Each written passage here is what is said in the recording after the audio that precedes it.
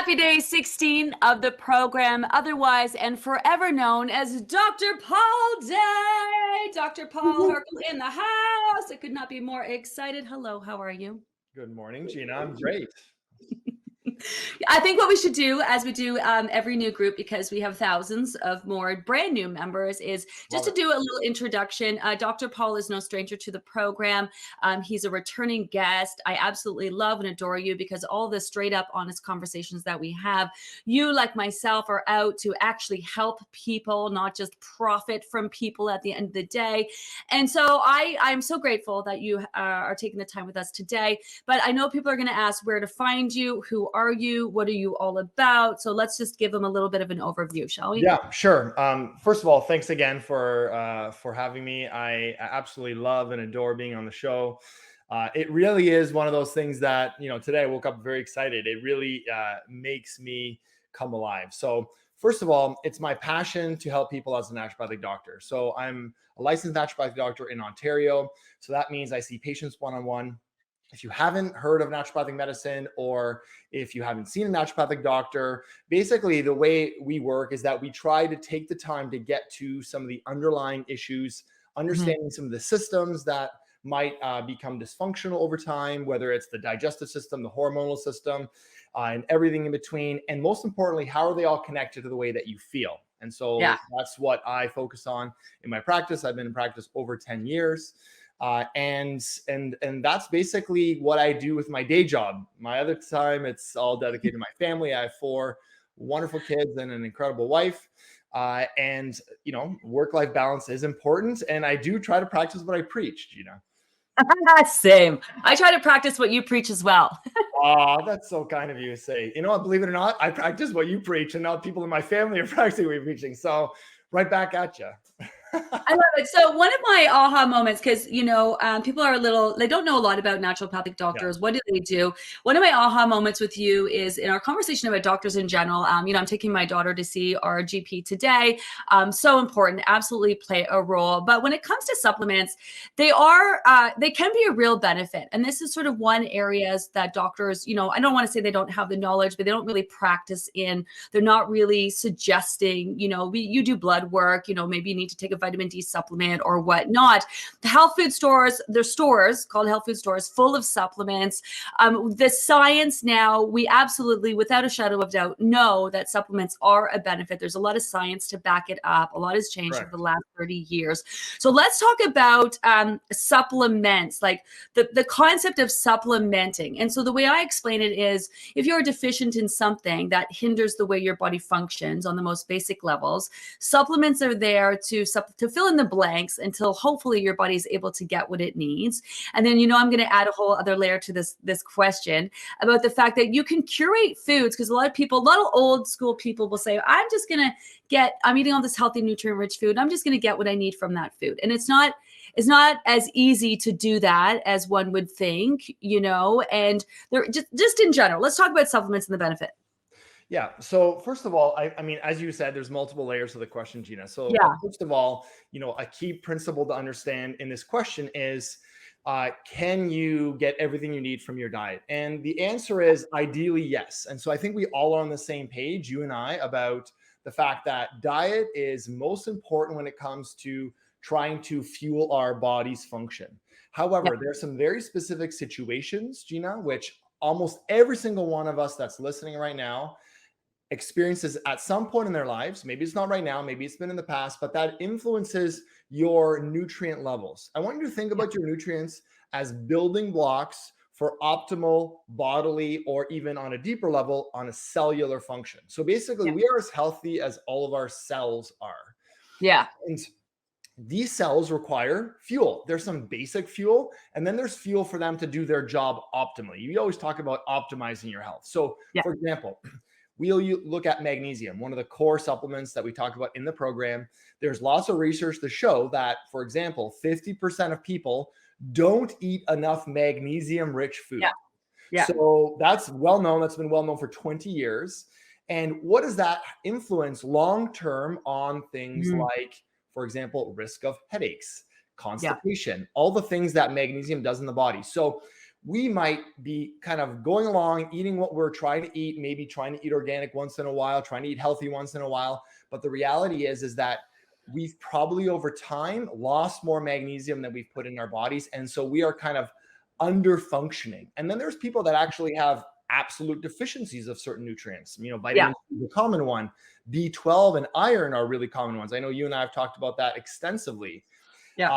If you've ever been in a situation where you've taken certain prescription medications or followed a certain type of diet, like, for example, veganism, these additional factors further stress out your nutrient supplies of certain things, like, for example, zinc, choline, iron. These are really things that are hard to get for people that are vegan.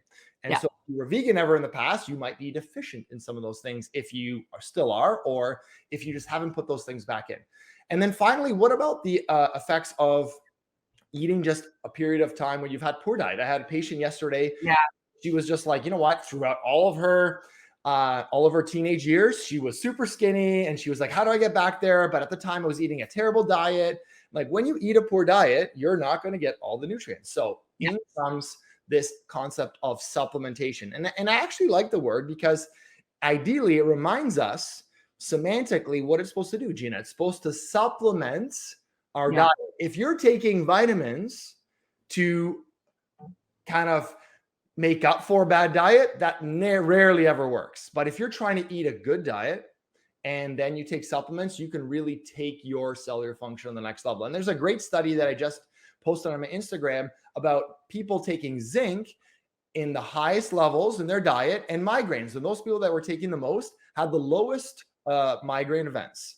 Now, it's interesting, when they looked at supplementation, Gina, it showed there was no effect. So people that supplemented zinc did not get an effect. But if they supplemented +8, a diet rich in zinc, they got the best effects, even better than when they ate the diet. So to me, that was just like aha moment, reinforcing what I've been talking about all the time, what you and I have been talking about. It's diet plus the supplements that really make a difference. Yeah. And everything else you're doing in combination, right? Like, it's not, that's the thing about this program. If you took any one of these supplements to someone who's just continuing to live their life how they live it, I don't know that it's going to have the effect, especially weight loss wise. Like, taking vitamin D is not necessarily going to help the average person lose weight.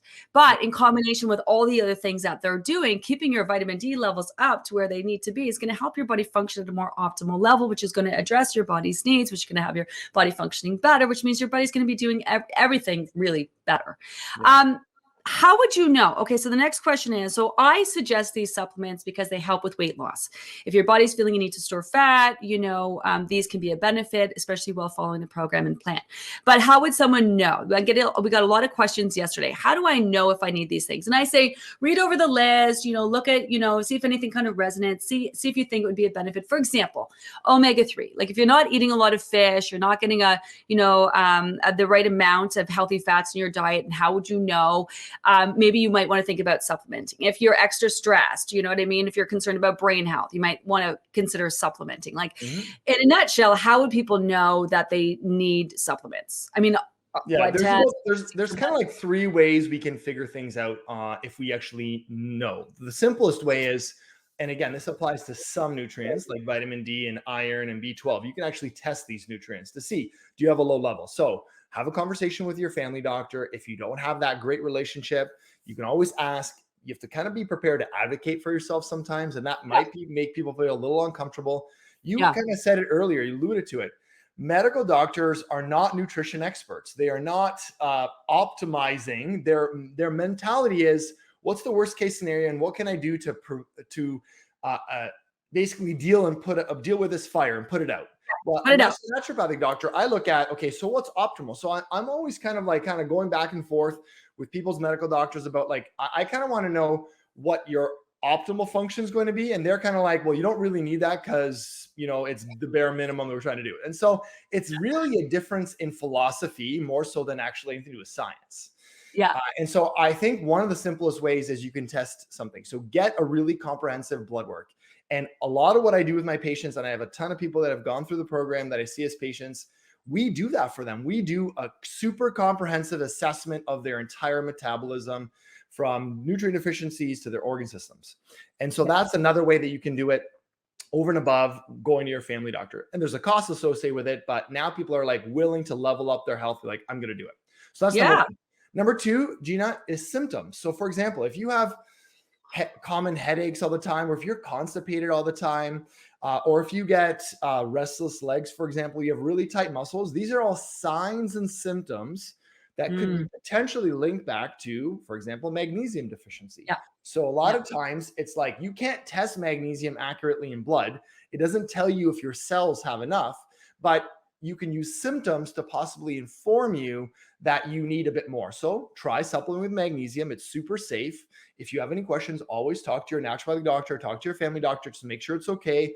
Make sure always you talk to them if you have taking medications. Is this safe to take together? We're always making sure that nothing I say is prescriptive, nothing that Gina says is prescriptive, but you always say, go talk to your doctor, have that connection. Okay. And if your doctor's not willing or they really don't know anything about it, then talk to a doctor like naturopath that actually does know. Yeah. Okay. So signs and symptoms. If you're tired all the time, think about iron, think about B12. Vitamin D. Vitamin D does like all these things, including I feel really tired, including I feel really low and depressed, especially when it's dark outside. So that's another one we have to keep an eye of. And then kind of the third way is looking at things that you want to improve. Like, for example, if I want to improve my skin health, or if I want to improve my cardiovascular health, I may not have symptoms, but I can be strategic, Gina. For example, omega-3s and cholesterol, or just generally omega-3s and fats. Good fats. You talk about good fats.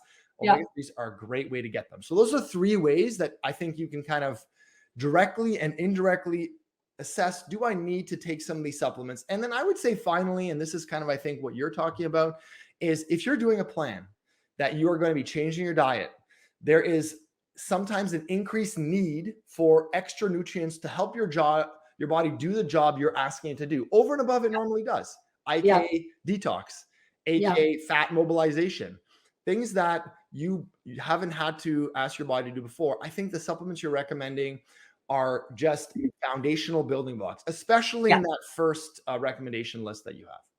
Can you say that again? because I want people to understand that there's so many other supplements out there, and especially when it comes to diet, fat burners and ketones and you name it, they're out there. But this is just like at the most basic level. It is. It's the foundational nutrients your body needs to function. I think one of my philosophies, and inherently your philosophy of your whole program, is when your body is healthy, it's going to find its optimal weight. Yes. So what I focus with my patients is I say, okay, where are your hormones imbalanced? Where are you suffering from symptoms? How can we reduce that? Can we get you sleeping better? Can we correct your digestive function? Because when you have all those other things happening, your body doesn't want to think about weight loss. It's dealing with pain. It's dealing with symptoms. So inherently, we say it all the time, this is like a healthy body program, and weight loss is like a beautiful benefit.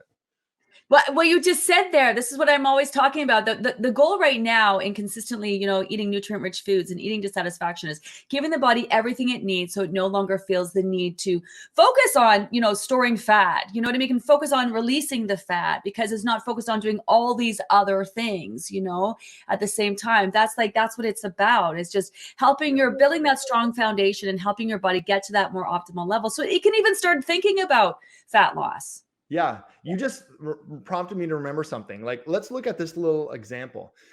A lot of people struggle with cravings, right? Any people in the program, they just started, they're like, I can't stop eating sugar or chocolate, or if your body's low in magnesium, one of the foods that are higher in magnesium is chocolate. And your body looks at craving things that it needs. It's very intelligent.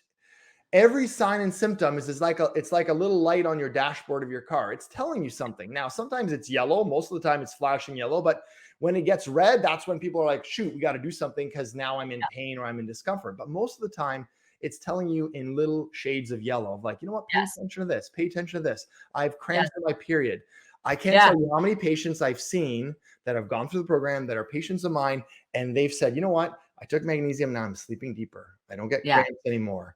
I've been constipated for years. Now I'm moving. These are all like foundational, fundamental things that your body needs to do, Gina. So if you're not doing it, how can you expect results from weight loss? I love it. I love it. I love it. No Okay, problem. let's talk about these supplements. First on my list is vitamin D. Yeah. Go. Thoughts on vitamin D? Why do we need it? I mean, to me, when when the days get darker, right, your vitamin D levels drop, your body has that sort of instinctive need to store that extra fat.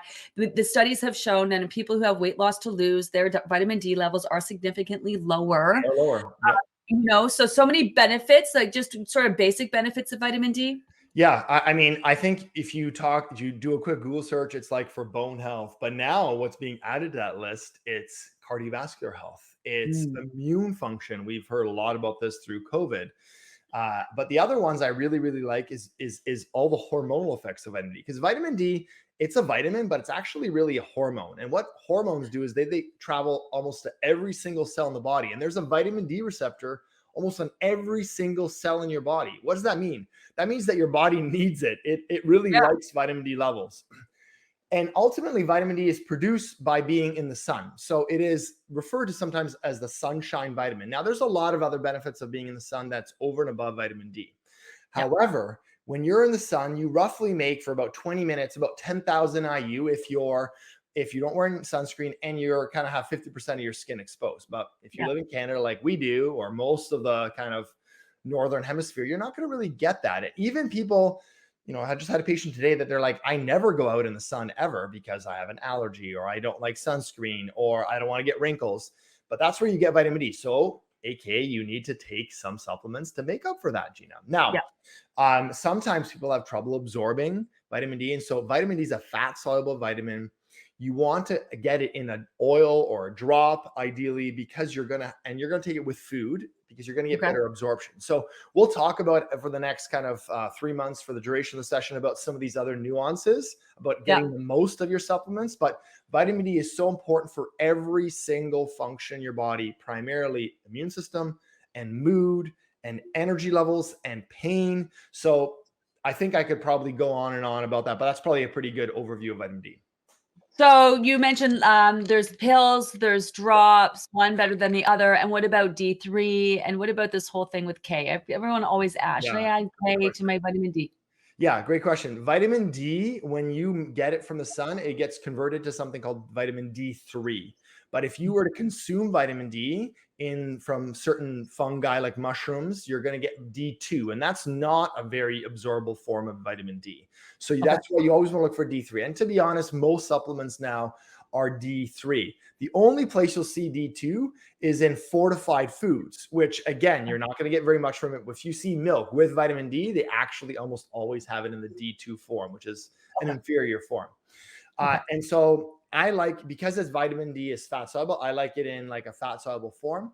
That's not to say you don't get any benefit from the regular kind of powdered vitamin D.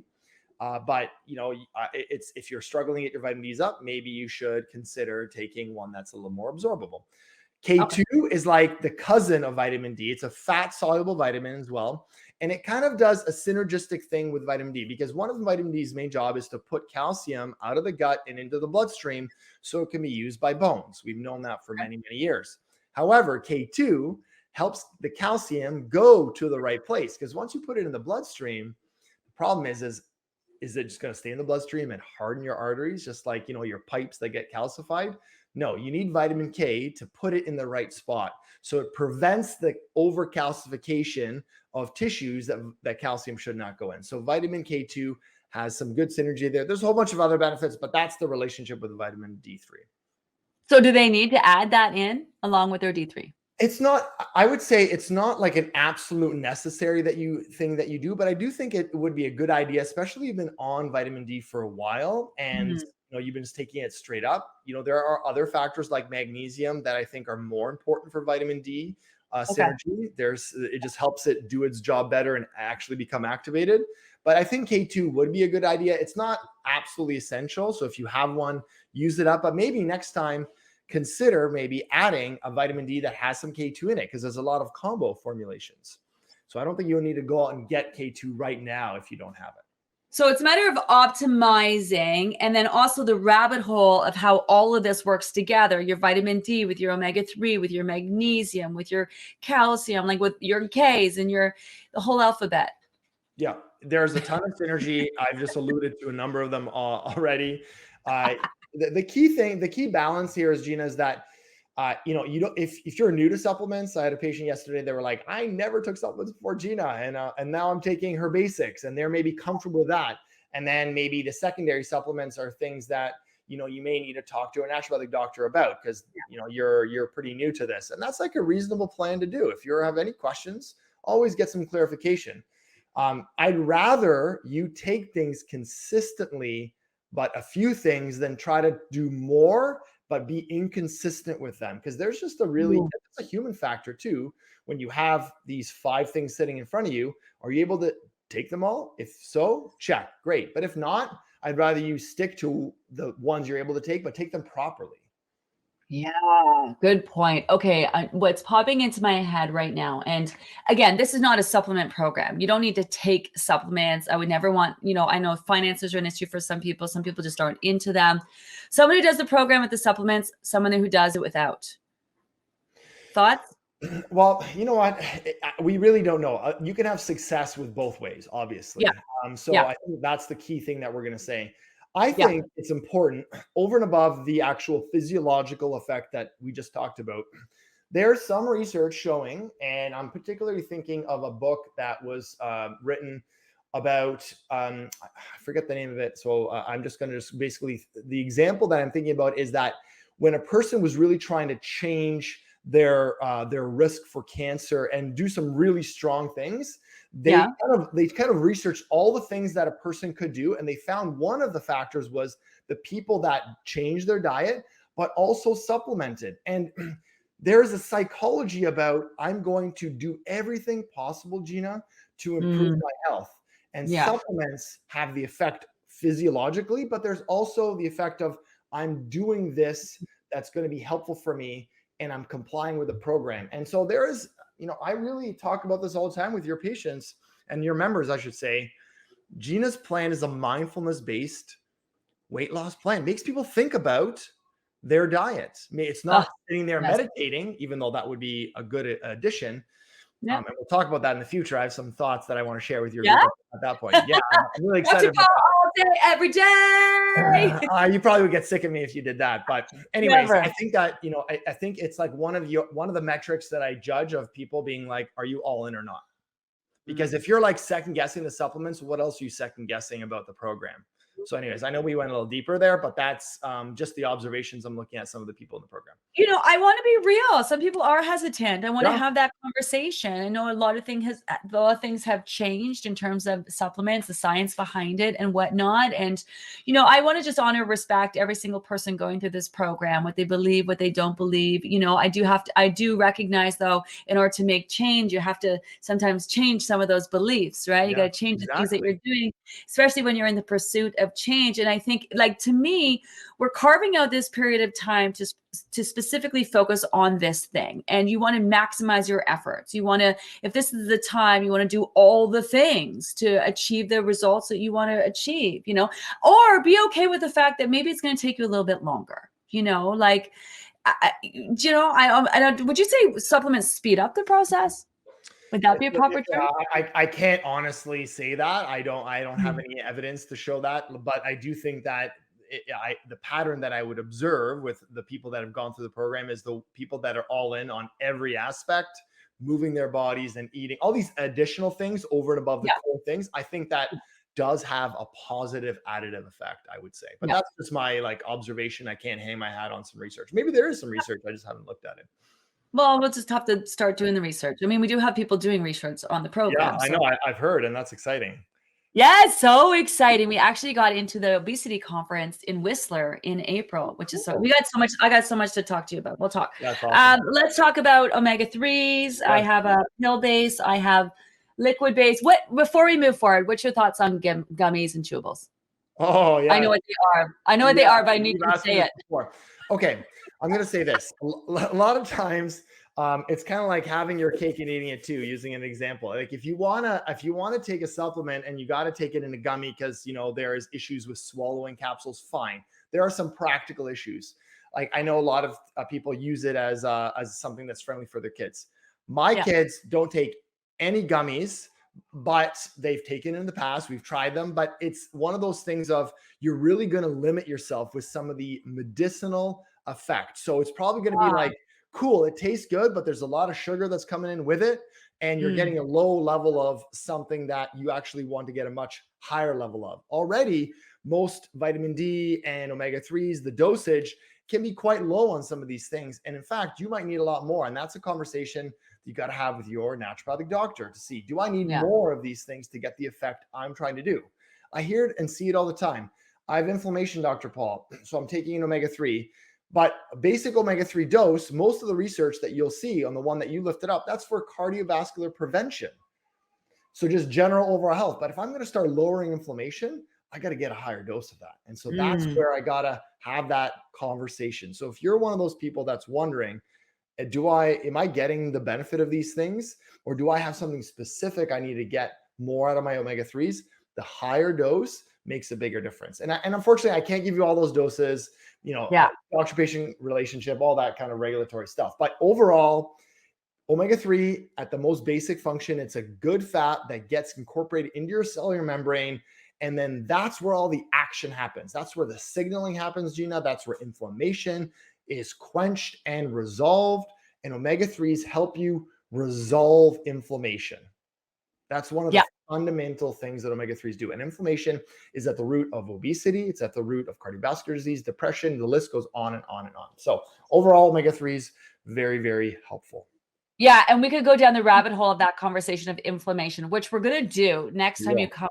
We're going to talk about inflammation because a lot of people are going to talk about it. But again, before we get into that conversation, let's work the basics, right? Like let's follow that food plan. Let's be consistent. Let's get the water in. Let's start with some foundational nutrients and supplements here, right? And then we'll have that conversation. When you're doing all of those things, which are going to make a difference when it comes to your inflammation, we're going to have that conversation because I know so many people struggle with that. So back to those gummies again. Better to take, better than nothing? I suppose I'll say it's better than nothing. It's something, and rather than doing nothing. But it's kind of like, to me, in my mind, if it's the really sugary ones, is it one step forward and one step back? I know that we talk a lot about, avoiding those sugars. We're saying, artificial sweeteners, avoid those. Avoids any processed foods. Is that processed? Well, that's an example of a very processed supplement. And so that kind of flies in the face of what I think the plan is trying to do. So if you're like, I cannot swallow capsules, I have a phobia, then maybe look at a liquid version. There's a lot of liquid versions. There are chewables that have good doses, but what I'm talking about is gummies. Gummies, I've been in the supplement industry. I know for over almost a decade, you can load up only a maximum amount, and it's quite small, of a particular substance in a gummy. In a capsule or a powder or a liquid, you have way more ability to get the therapeutic dose. So I'm a big advocate of taking something at the right dose, or don't take it at all. What about, I know I'm totally going off, apple cider vinegar gummies, same, right? Because the reason why I'm talking about this, because people are so insistent on their gummies. I feel the same way as you do. My kids are not allowed to take gummies. In fact, I'm like, just take it, swallow it, do it. But then some people are like, I really can't, and apple cider gummies, like. I've seen them around, to be perfectly honest, I haven't actually tried them. So I don't know. I haven't really looked at the label. Because I guess I'm just maybe a bit more dismissive of a gummy. But in theory, though, did they even? I don't know. So I'll say this: you need to taste. There is research showing you need to taste the bitter and the sour to get the beneficial effect. If you sugarcoat it literally and get it down, I think you lose a lot of the benefits, because the effect that the bitters and apple cider vinegar do partly is actually physiological when it contacts stomach, but the other part is the taste sends a signal through your cranial nerve, your brain, to go to your stomach to say, hey, produce more digestive juices so you can break it down. If you don't taste it, you get half the benefit. Yes. Okay. Thank you. Just had to get that out of the way. So omega-3, you did touch on benefits in higher dose. So let's talk about recommended dose. Recommended dose is like minimal, right? It's like the minimal recommended. How do you know if you need more? I mean, obviously the answer is go to your naturopathic doctor who knows your history. Talk to them about what you're looking and take for all those things. But the average person, is it going to, like, I'm being extra stressed. I have issues. I'm going to bump up this up a little bit more. Same thing with vitamin D. Like, I know I don't absorb it. So sometimes I just take the whole dropper and I'm like, it's not very scientific. No. But that you kind of do have to adjust supplements sort of based on your own individual need. Yeah. You do have to do that. But I will say that it's best done in context of getting some professional help if you're actually going to go above, because there are some examples of certain things that you could overdose and you might be on a particular medication or, vitamin D, or it might have another nutrient in it that because it's a combo and you don't want that much of the other nutrients, so there's a number of factors you have to consider. But generally speaking, and I've looked at all the supplements that are in the kind of like basic supplement plan. These are all supplements that generally are extremely well tolerated. They have an incredible safety profile. And the research shows they're just really very, very safe. And so if a person does on their own volition do increase the dose, which again, like I said, it'd be ideal if you knew exactly if you needed more, like vitamin D, for example, then you could be really strategic. So as a naturopathic doctor, I have the license to be able to tell somebody take a higher dose. Yeah. But for a nutritionist, it's not really part of their kind of their scope. And for a person, you can obviously do whatever you want, right? So the recommended dose is Health Canada, at least in Canada. In the US, the FDA, doesn't even have any dosage recommendations. And usually it's like the company. So you're kind of trusting the company. And then usually the higher quality companies, the more professional companies, they are a lot more stringent because they're really trying to adhere to the research and the recommendations by Health Canada. They're stringent about having the dose at least be therapeutic. So in Canada, if you follow the dose, it's therapeutic for something, and maybe not something that you want, like for example, omega-3s and just general cardiovascular protection. The lowest dose does have that. So at least in Canada, follow the recommended dose. You're going to get some benefit on some indication. Yeah. And that's, again, like you said, like, someone goes to see you, you can advise and recommend a dose. I can't. My team can't. People keep asking us over and over, when should I take and what dose can I take? And this is where we are limited. What I'm letting people know is these are beneficial, especially when focusing on fat loss and doing the program. These are foundational things. These are like just covering the basis by taking these and following recommended amounts. So to your point, if you have something like inflammation in your body, this is maybe where you want to dive into that. Talk to someone like yourself about the benefits of, or what can I do? What supplements are out there to help me with the inflammation that I'm dealing with, right? So these really are foundational. Cover the basis, follow the recommended dose, follow what is suggested on the product. So I'm glad that you brought that up. Yep. Okay. Which is a benefit, again, like you're just trying to get your body working at a more optimal level. So we're talking, most people are here because they need to lose weight. And a conversation that we don't have is all the detrimental side effects of your body storing excess fat. It's just not healthy for your body to carry excess fat. So we are kind of assuming that it literally is an inflammatory organ, right, in your body. And so, yes, there is a lot of research, unfortunately, for people that are overweight, that they are more predisposed to deficiencies. Vitamin D is the most common one. Remember, fat tissue is an active metabolic tissue. And so there are certain things that are stored in fat. There are certain things that when you have that extra weight, you're going to need more of. Like, for example, good fats to counterbalance that inflammation. So omega-3s are very valuable for everybody that's on the program. And like you said, they're safe, but there are some people that need more. The other big thing is body mass. So a lot of the doses are based on, even research is based on average. So there's small people, medium-sized people, larger people. And if you're a bigger person, I'm 6'4" and, over 200 pounds, I need more than somebody that is 120, right? And 5'2". And so a lot of times that nuance is lost on people. That's the essence of personalized medicine. But you kind of have to keep in mind that. But if you are really having trouble with it, go get yourself tested and go and get some personalized information. But the last thing I'll say is that I think the primary foundational supplements, you've kind of made some suggestions here on, they are the most common useful supplements that a person that is embarking on a new change in their health could benefit from in a multitude of ways, that are very safe. Those 3 things. Okay. And that right there is why I love you. You say all the right things. It's like you're speaking my language. Well, but I'll be honest with you, Gina, this is for everybody. Gina and I don't get on the phone before this and say, Gina doesn't say, Dr. Paul, I want to make sure you tell me all these people the same thing. No, this is what I believe and what I see with my patients. Anyone that knows my story that I've told before, people in my family did Gina's program. They had great benefit. I audited the program myself without Gina knowing. And I'm like, this is exactly what I'm teaching my patients, except it's done way better. And Gina gets on live and has this incredible accountability component that I can't provide. Why don't you guys go just do Gina's program? And that's how we ended up. So it really is genuinely authentic. Now, I know there's people out there that are saying, oh, but Dr. Paul, I did Gina's program and, I didn't lose anything. And I'm sure you hear those people all the time. Yeah. There's a multitude of reasons why. And hopefully throughout the program, as you're continuing to journey through this, there are going to be aha moments. You're going to realize, how do I unlock that next plateau? And we're going to talk, I think, about that in future sessions.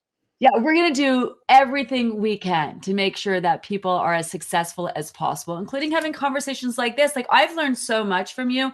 What I love about you is that you have a different perspective on why doing this works or why doing that works or why this is important, that's important, where I have it's like we're speaking the same language, but in different languages and that's what I love about you, that different perspective. And we're not also afraid to break it down and have real conversations. So I'm not afraid to be wrong. I'm not afraid to learn more. I don't know it all, far from it, So, okay. So let's talk about magnesium. I know you're a massive fan of this. So I've always suggested the Calm because the Calm is easily absorbed by most people. It supports the detox process, the body releasing fat. It can help with sleep. It can help with bowel movements. It can help with a lot of things. But I do also I want to touch on this slightly. And then I want to talk about different forms, because in my conversations with you, I've come to realize that this might not be the most ideal product for a lot of people. They might want to go with a bisglycinate, or is that the way you say that? Bisglycinate? Yeah, you did great. Or, there's a variety of different types of magnesiums designed for a variety of different things. And so let's talk about magnesium and what people would benefit. First, on a basic level, magnesium in general, and then, get into finding the right supplement for you. Yes, I like you said, I'm well known in the online world among my patients as, being, a big magnesium proponent. There's a lot of reasons for this. Number one, it's like the mineral that was tailor-made for our 21st century, because it helps with so many things that help us deal with stress, help us deal with kind of the effects of our current high-paced lifestyle. And the reality, Gina, is that the research even flushes this out, is that a lot of people just don't get enough magnesium. There's not a lot of foods anymore that are really rich in magnesium. You just really find magnesium in leafy green, plant-based foods. Yeah. And even then, even things like pumpkin seeds, now they're becoming, a more commodity product. Almonds are more of a commodity product. And so as soon as that happens, Gina, you're going to have decreased levels of nutrients, because the trade-off on the big agro world is that you want to have very fast growth, but you don't necessarily want to have the nutrient richness. And magnesium, back from my horticulture days that I put myself through school by working in landscaping and horticulture, magnesium was one of the key aspects of fertilizer. So it's up, down, all around. Those are the 3 numbers on the front of your fertilizer, and magnesium is the last one, and that is the all around. Magnesium helps the cells of the plants function better and stronger. And that actually has some good analogy to humans. So magnesium is required to counterbalance the effects of tightness and strength, because it relaxes and dilates. So that's good for blood flow. That's good for headaches. That's good for tight muscles. And the research goes on and on and on. I even have neurologists now, Gina, because I work a lot with chronic pain. They're recommending magnesium because the research has gotten to the point that even it's trickled down to the specialist world, saying magnesium can help with certain things like headaches. This is evidence-based. This is not a recommendation I'm making on a whim. And so, of course, bringing it full circle, is that we have an increased need for this really essential mineral because we're not getting enough of it. So many things deplete it, like acid blocking medication, which so many people are on, or they've been on in the past, that has an actual black box warning saying it will deplete magnesium. And so we need more of it. And then now you don't get through diet. So their supplementation really is a shining, kind of shining help. There's a number of ways you can get magnesium. First of all, the thing I will say is that there is one form of magnesium that I think is the least beneficial. It's not no benefit, but the least beneficial, and that's magnesium oxide. Magnesium oxide is kind of like the run-of-the-mill, cheapest of the cheap magnesiums, used as a lot of fillers in a lot of products. But the trade-off is you get a huge dose. So if you are extremely deficient in magnesium, it actually really doesn't matter what magnesium form you take, you're still going to get benefit. But for most people in the program, their magnesium isn't at extremely deficient levels, it's at suboptimal levels. So therefore you need a better form. So you mentioned magnesium glycinate or bisglycinate, which just basically means 2 glycine molecules. The MagCalm, I've just observed with your patients is that a lot of people will say that it helps move their stools and they get a deep sleep. And that's because they get a big shot of magnesium right before they go to bed. So they take a big scoop, it fizzes up. And the idea behind that MagCalm is that it turns into what's called ionic magnesium. So even though on the side it says magnesium carbonate or magnesium citrate, that reaction, at least that's what the company claims, is that it now dissociates into water. Magnesium, if it's in a pill or a powder, it cannot be straight magnesium. You can't just have magnesium mineral, period. It's always combined with something. And that's where the glycinate comes in. The advantage of the glycinate and other forms like the combination of magnesium, like magnesium citrate, is that you might get the benefit of the other thing it's attached to. So glycine is a really, really calming amino acid. So that's why a lot of people will like that. So I like magnesium a couple times during the day. So if you like that MagCalm at night, I have a lot of patients now that are like, I'm going to pick up some glycine. I'm going to take some in the morning. I'm going to still do my MagCalm little hot drink at night. And so you kind of can do both, right? Love so it. This is an example of there's lots of different forms and you can kind of nuance and personalize it to your lifestyle. What are you going to be able to stick to? And that's the fundamental question. Love. I do want to talk. So first of all, just because it does help with sleep, you can take it during the day. It's not going to make you sleepy and tired. And you're not going to become dependent. If you are using this as a benefit, because it does help with bowel movements, that you're not going to become dependent on this. No. Yeah. I talk about that all the time because a lot of people are actually have that kind of preconceived notion. They're like, hold on, I can take magnesium at other points in the day. No, it's not a sedative. There's nothing about it. But if your body's getting ready to sleep, you will have a better sleep because it's going to have that magnesium floating around the bloodstream to calm those nerves, to calm the muscles, which often are very tense. And therefore, people will report that they get a better and deeper sleep. That's something I hear over and over. But if you got it during the day, it's not like it's going to put you to sleep, and it's not addictive in any way, shape, or form. Because remember, minerals and vitamins, the body needs. That's why it's called a vitamin. In order to be classified a vitamin, your body absolutely needs it. It is essential. And so either it makes it or you have to get it through food. Magnesium is one of those things that is essential. You can't make magnesium. You've got to get it through your diet or through supplements. Love it. Probiotic, prebiotic, take them together, them separately. Another good one. Other, who can take, who shouldn't take, benefits. Okay, so bear with me on this one because this one is the queen of the loaded question. I'm the queen of the loaded question. You're the queen of the big questions, and then I feel like I'm just like rambling. So feel free to break me up if you want. No, man, I love it. I love it. So go. Very simply broken down, probiotics, tremendous amount of research on the benefit for various different things. A lot of it's on gut health. There's lots of different strains. What you're holding there in your hand, that's a multi-strain probiotic. What that means is that there's multiple strains that have been kind of added together. That doesn't mean that they've all been studied together in that particular product, but individually they have been studied. Now, what's really the big thing now, Gina, is that we're looking at what strain does what. So if you're looking at something like eczema has, as there's particular strains like the one I believe that's in Culturelle has been studied for eczema. There's some studied for allergies. There's some studied for depression and mood. So now we're getting strain specific, but what you have there is a general multi-strain formulation. So it's not going to be specific for any one thing. It's going to be just a general benefit for your gut. So a lot of patients will say, I'm less bloated. I feel like my bowel movements are a little bit better. That's because your microbiome is the key linchpin for regulating inflammation and regulating your bowel movements. There's more bacteria. There's 10 times more bacteria in your gut than there are cells in your body.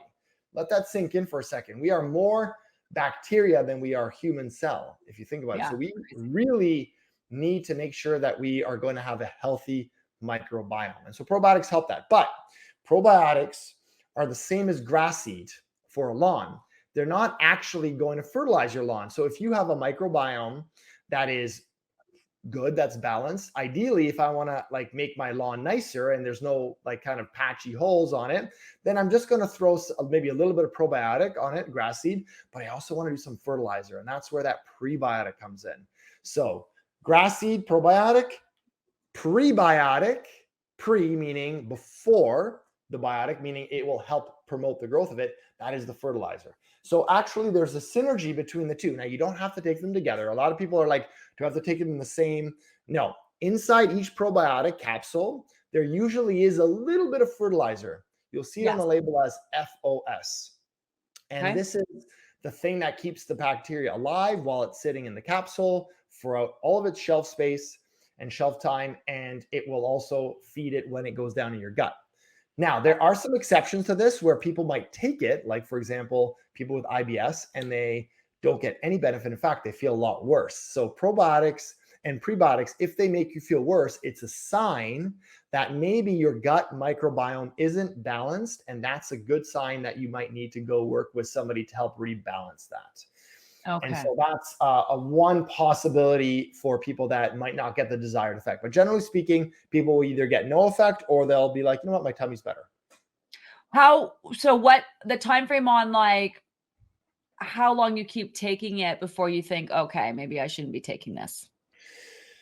You know, generally for probiotics, if you have something maybe gut related that you want to see the benefit, I always say about 3 months for most supplements, and probiotics would fit in that. A lot of research is around 3 months on the label, and at least in Canada, it'll say take for 3 months because that's what the research shows.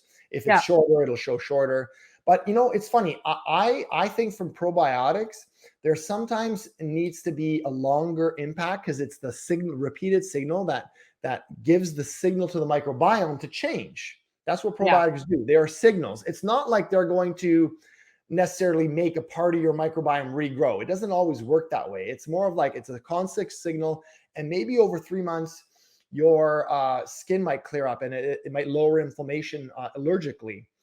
And so that is something that I kind of a timeline I recommend. But if you have a negative effect, it'll happen pretty quick.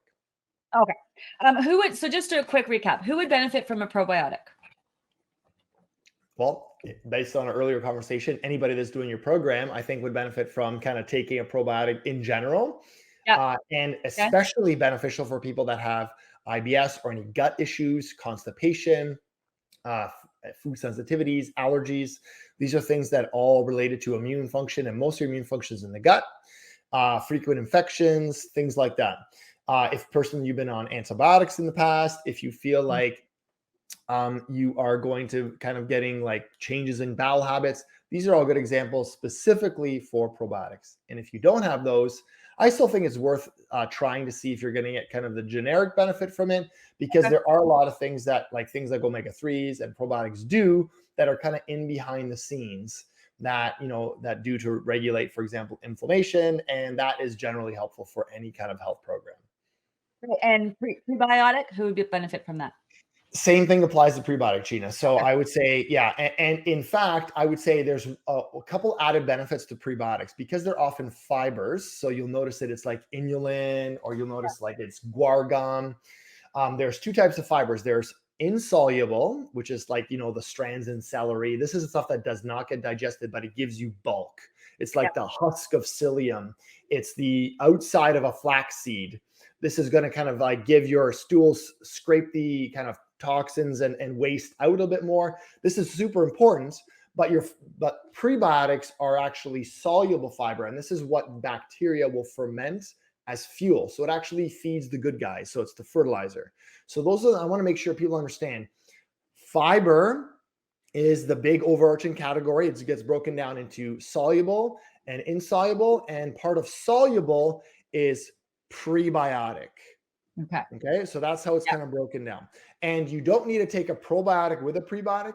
If you have no gut issues, you could actually go straight to a prebiotic, because now you're just going to be fertilizing the good bacteria that you have there Mm. and improving the production of these beneficial things. So you can do one or the other, but you could do both together. You don't have to do the same time. And finally, there are certain conditions, like, for example, constipation, that something like fiber, and both soluble and insoluble, will help out with. And something like cholesterol and blood sugar, because what they do is it regulates that kind of craving, wanting more food, and regulates blood sugar absorption. So that's the benefit that prebiotics Mm. have over top Yes. of probiotics. Woo! Okay, good. Beneficial. What do they? If someone takes a pill that's got both in it, is that going to help? Like, this has got some pro and pre in it. Like, is that, or do you suggest two separate ones? Either or. I know that product is a common one that a lot of people will come in with that are members of the program. I think that's probably more of a marketing thing that they've put it together, and it makes some sense. Gina, is it Okay. necessary? No, I don't think so. But if it's like inconvenient for you to take, sure, take it. But the only thing I will say is that the probiotics, if they're not in a capsule, you kind of want to keep them in the fridge unless it specifically and explicitly states shelf or temperature stable, because a lot of probiotics need to be refrigerated because it's a live bacteria. That's Okay. why yogurt needs to be refrigerated, because that's one of the things you're going to lose some of the effects. So the most of the strains that are picked for those particular powdered products will be shelf and temperature stable, so you don't have to actually refrigerate it. But generally speaking, you should put it in the fridge. Amazing. I am watching the clock. I know I don't have a lot of time left, but I want to squeak in digestive bitters. Yes. This is my new favorite thing. I Yeah, I love was actually going to say it's also one of my, I'm going to not say new, but it's one of my favorite things because I'm a big fan. So I'm Eastern European. If you look at most cultures, there's always been some sort of, at Christmas, your grandfather pulls out the, bottle of moonshine / secret recipe. And every single culture, there's a bitter formulation. Italians have Amaro, grappa, there's all these different things. A lot of the principles of those types of liqueurs are herbal based. So when you're holding Canadian bitters, they're containing a lot of those herbs that have been traditionally used in naturopathic medicine for digestive function. And there's various different benefits for others, for each ones, but some of them help improve fat digestion. Some of them help improve stomach acid production. Some of them help improve liver function. So what I love about the bitters formula is that it's a combination of herbs that helps your body do what it normally should do, but it's maybe forgotten. It's like a kick in the right direction to help promote digestive function. So ideally, it's taken before foods to help stimulate digestive juices, but it can also be taken after, because a lot of these digestive are taken after. But for the intents of, I think, the program, apple cider vinegar and bitter should be taken before. And actually, there's two different mechanisms of action between apple cider vinegar and bitters. There's a lot of research showing that sour vinegar consumption decreases blood sugar spikes. And if you have a salad before your, let's say, meal, then you, with a bit, let's say, a vinaigrette, there's research showing that you have much lower blood sugar peaks than if you have the salad at the end of the meal. So that the AKA vinegar at the beginning is helpful. Now, bitters have a similar effect because there's some little bit of alcohol that's extracted that bitterness out of those herbs. And that bitter principles triggers the stomach and the pancreas to say, hey, let's produce more digestive enzymes and stomach acid so you can break your food down better, so you're less bloated, so you're able to be controlling your cravings a bit more. There's a lot of these beneficial effects. Yeah. So who would benefit from this specifically? I'm going to say anybody with digestive issues, absolutely. But also, I think it's a good practice for anyone that's trying to go through the program and really wants to kind of like optimize their digestive metabolism and function. Give it a try. Do it. Do it for a month or two. And then maybe after that, a strategy that's often kind of used is like use it before your bigger meals. So for example, if you're going to have a lighter meal that's not as heavy in protein and fat, then maybe you don't need to take the bitters, but it really shines when you have a heavier meal, like a typical dinner. or maybe a lunch, you have a little bit of the bitters, and that helps promote the digestive juice. So really anybody, Gina, can benefit. What about people missing their gallbladder? Because we have a lot of people in the program missing their gallbladder. I can hear them answering questions and digestive enzymes, digestive bitters, but I know this is a loaded question with like 2 minutes left to go. Yeah. I mean, I can stay a couple minutes over if you need to, but the bitters do have some principles that help the gallbladder do its job better. But again, if you're missing a gallbladder, you're just basically going to be dumping that bile drip right into the small intestine. And so you might experience trouble with breaking down fat. Bitters might offset some of that because it helps produce lipase, which is a pancreatic enzyme which breaks down fats. So it kind of it's a bit of trial and error to see how you do with it, but generally speaking, it's well tolerated in my experience, and it should be helpful for you in the long run. But of course, there are some people that feel amazing after getting the gallbladder out. There's some people that some foods bother them, and there's some people that feel actually worse after getting the gallbladder out. And so those are all nuanced situations of like you want to kind of try some of these things, and they may or may not work for you. And that's where you might need some specific effect if you fall in that category where you're still having issues with your gallbladder. Okay. The last one I want to talk about is collagen, but I'm going to give you the option. Is there something else you would suggest that would be more beneficial that maybe is not on my list in knowing the program that you would want to talk about, or you just want to talk about collagen?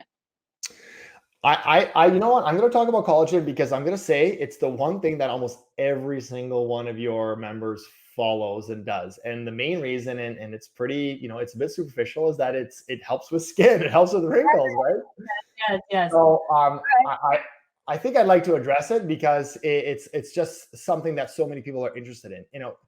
It's so funny, when we think about our internal health, sometimes we're like, do I really need to do that? But when we think about if my hair's falling out, if my skin's not the way I want it, if my nails are cracking, everyone starts freaking out. So collagen is like the building block. I know, Gina, you look great. Yeah, I know. All that collagen.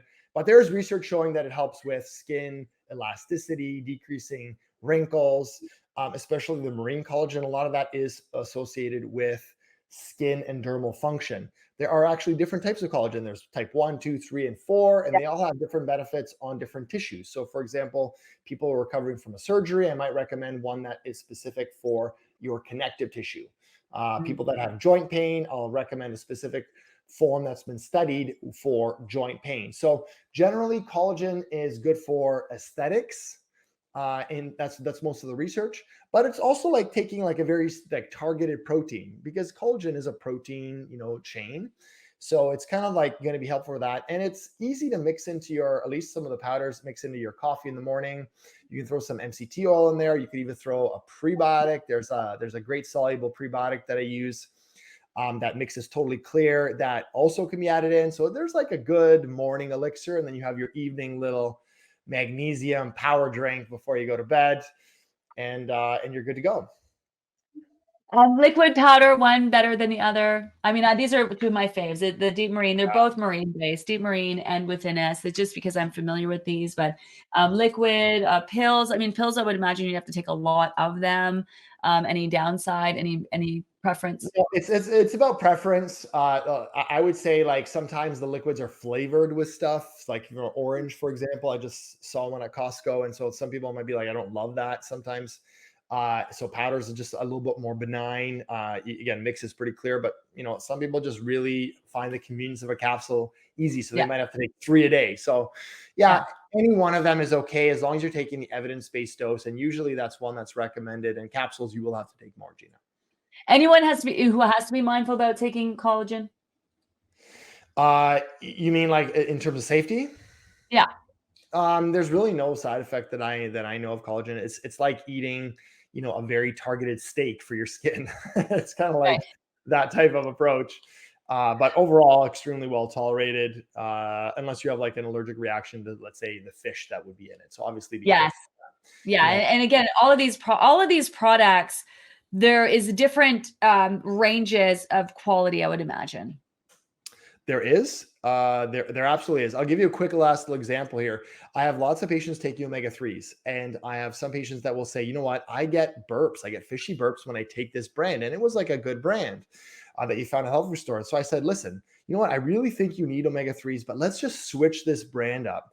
And they started taking another one and they didn't get any of those fishy burps. So it was a good reminder to me that sometimes it might be the type that you're taking that is causing those effects.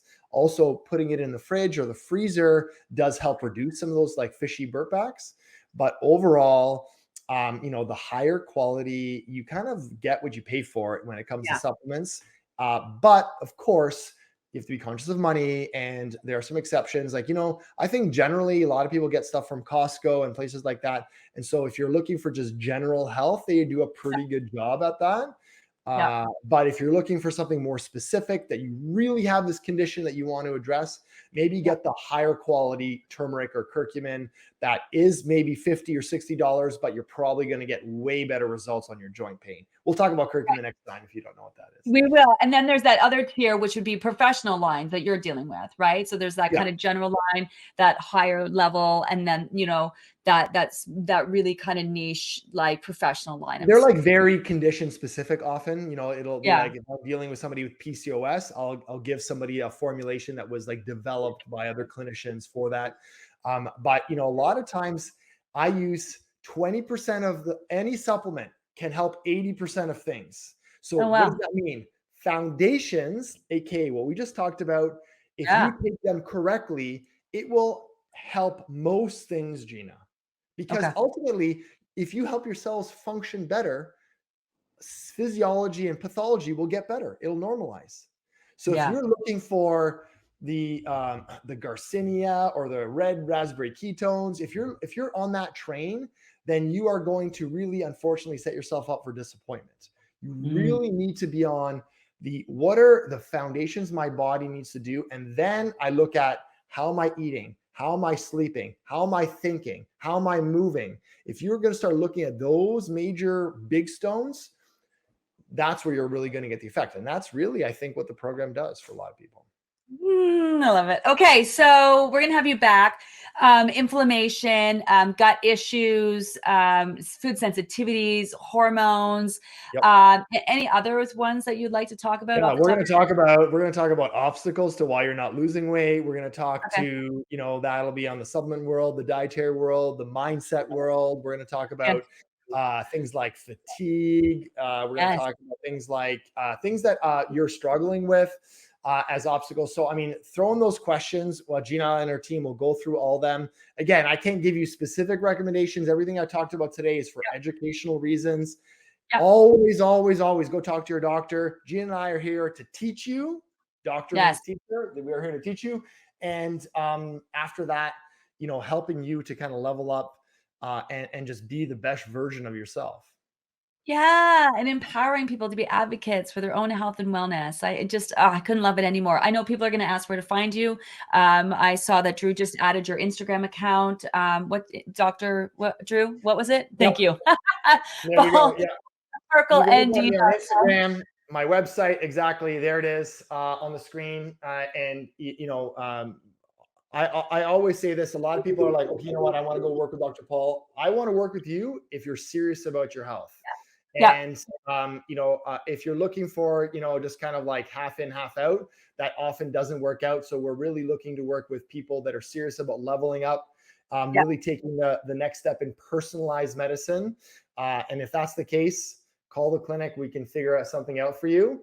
And we'd love to work with those people. Again, Dr. Paul, DrPaulHrkal ND for those listening by way of podcast. Thank you so much. I already know already, and I'm so excited already for our next conversation. Dr. Paul, everyone, thanks for everyone for listening. Have an amazing day. And everyone, have a great day.